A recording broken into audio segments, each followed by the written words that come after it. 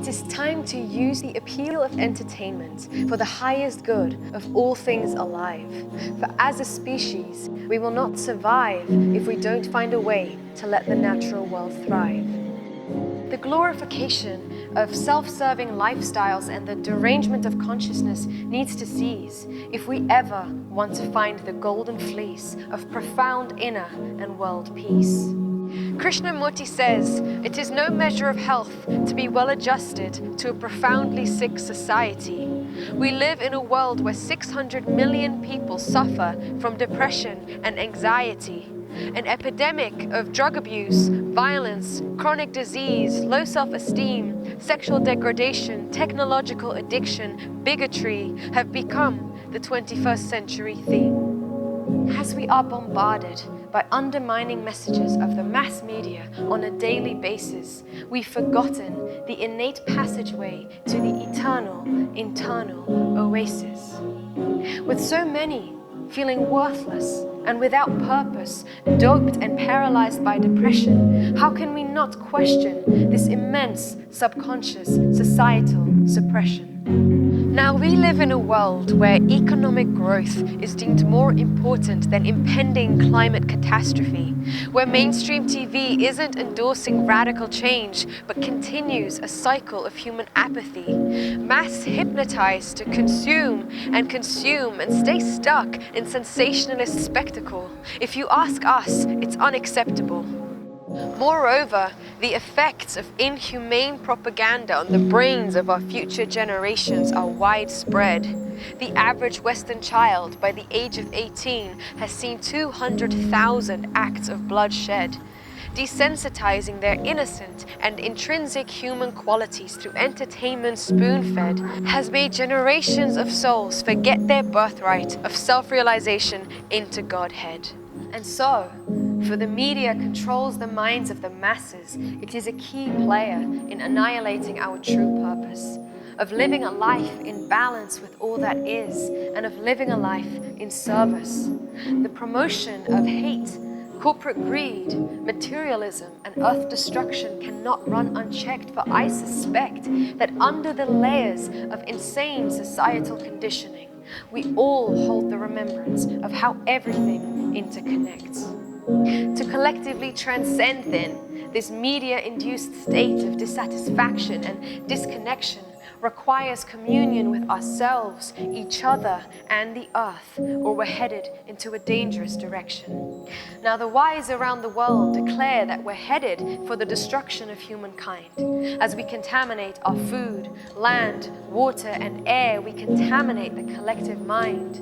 But although we're racing towards it, we have not yet hit the point of no return. Therefore, we must all play our parts and for a consciousness evolution yearn. We believe that the appeal of entertainment can be used in the highest good of all creation, as medicine, spiritual aid for empowerment, inspiration, illumination. We have the power to change the channel of our collective reality and resound together the cosmic song that sets the whole world free. Liberation and the personal experience of the ultimate truth, which is unity, we believe should be a life standard and an experience of equal opportunity. Now, at our deepest level, we are a rhythm, a fractal, we are frequency. All of creation is humming and dancing and singing ceaselessly in this great cosmic drama of life, where we are the authors, actors, and audience. You are the aperture through which the whole cosmos looks out at itself. Isn't it glorious? So it's no surprise then that history recognizes that the mythical and mystical are medicinal, and that music and story are irresistible to the human across space and across time, and that the collective soul can be harmonized through rhythm and rhyme. Let the divine arts be used then to carry the human spirit ahead, alchemizing into gold our psychological lead. Behold, the kingdom of God lies within you, yet who knows how to access it? Cosmic consciousness is available, it's built in. We must learn how to practice it. It is only through the irreplaceable experience of the bird's eye perspective that true change occurs. Inner peace inevitably manifests as harmony with one another and the earth. And for what it's worth, at CPC, we try to play our parts, rousing wisdom and love in as many human hearts as is possible, through unifying and awakening performance art. I think, therefore I am, said Descartes, but watch the mind go, and behold who you are then. You are not men. You are infinite consciousness squeezed into an individualized unit. You are not flesh and bones, positions or possessions. You are a cosmos unto yourself. You are spirit. You are lucid. And despite the seemingly phenomenal differences, we are all on the same quest of self-realization.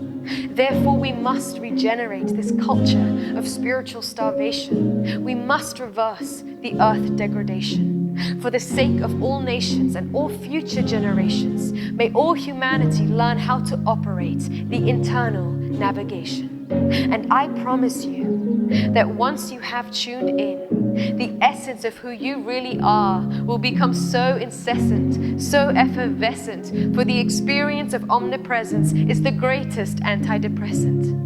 Everything but your true nature in this world is transitory. Therefore, take inventory of what truly matters. Only through service and Satchitananda shall humanity break its patterns.